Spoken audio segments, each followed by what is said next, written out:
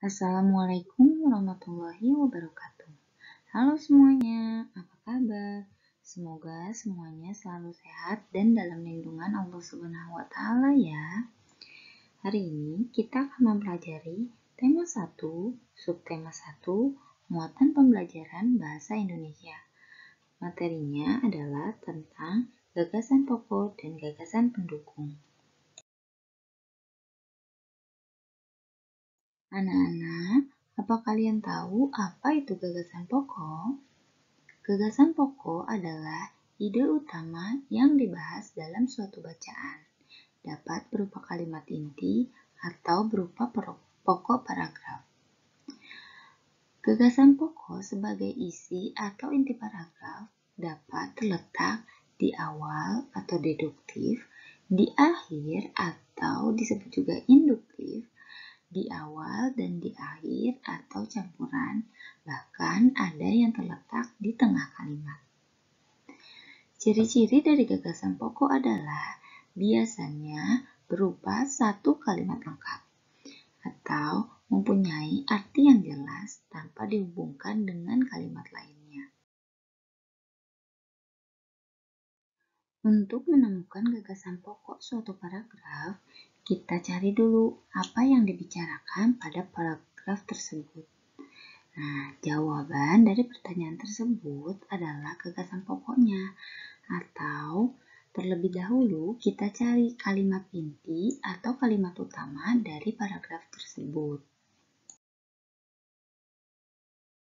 Setelah kita temukan gagasan pokoknya, kalimat lain dalam paragraf tersebut disebut dengan gagasan pendukung.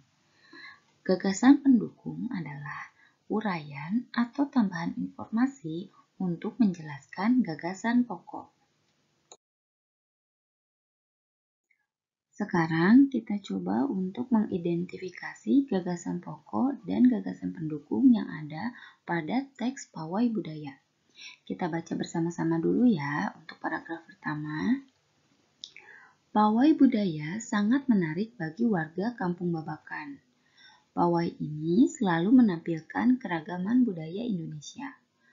Udin dan teman-teman tidak pernah bosan menanti rombongan pawai lewat. Tahun ini mereka datang ke alun-alun untuk melihat pawai tersebut. Kakek Udin pun terlihat sabar menanti. Terdengar suara gendang yang menandakan rombongan pawai semakin dekat. Coba kita identifikasi, apa sih yang dibicarakan pada paragraf pertama teks Pawai Budaya? Ya betul, Pawai Budaya sangat menarik bagi warga Kampung Babakan. Jadi, gagasan pokoknya terdapat pada kalimat pertama, yaitu Pawai Budaya sangat menarik bagi warga Kampung Babakan. Sedangkan kalimat lainnya mulai dari kalimat kedua hingga kalimat keenam merupakan gagasan pendukung.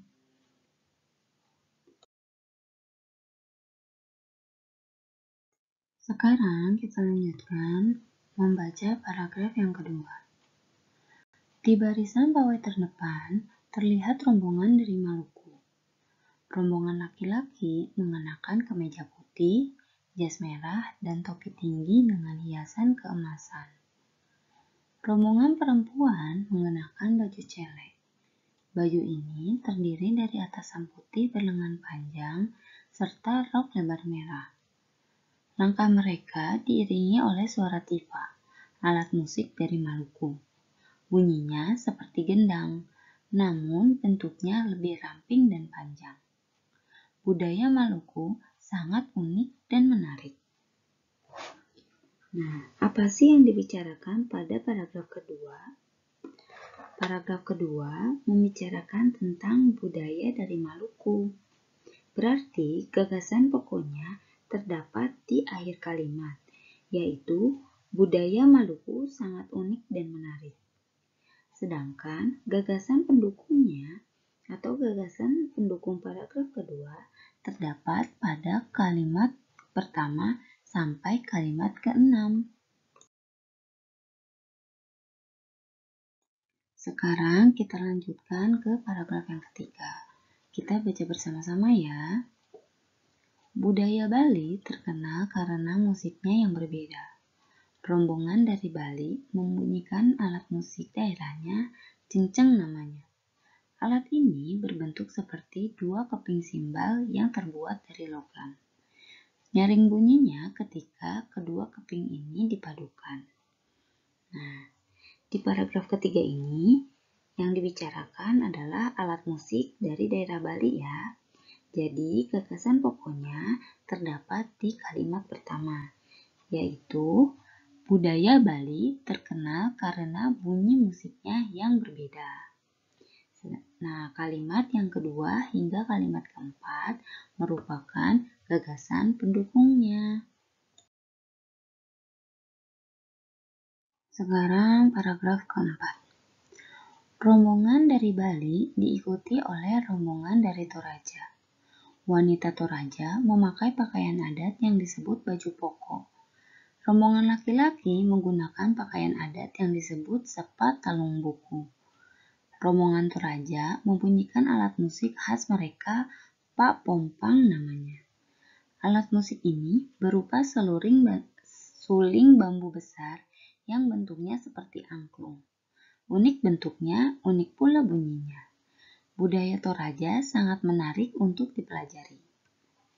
Nah, di paragraf keempat ini membahas mengenai budaya dari Toraja. Jadi, gagasan pokoknya terdapat pada kalimat terakhir, yaitu budaya Toraja sangat menarik untuk dipelajari. Dan gagasan pendukungnya terdapat pada kalimat pertama hingga kalimat ke-6. Sekarang kita baca paragraf terakhir atau paragraf ke-5. Udin dan teman-teman senang melihat pawai budaya. Selalu ada hal baru yang mereka perhatikan setiap tahun. Pakaian adat dari berbagai suku di Indonesia selalu menyenangkan untuk diamati.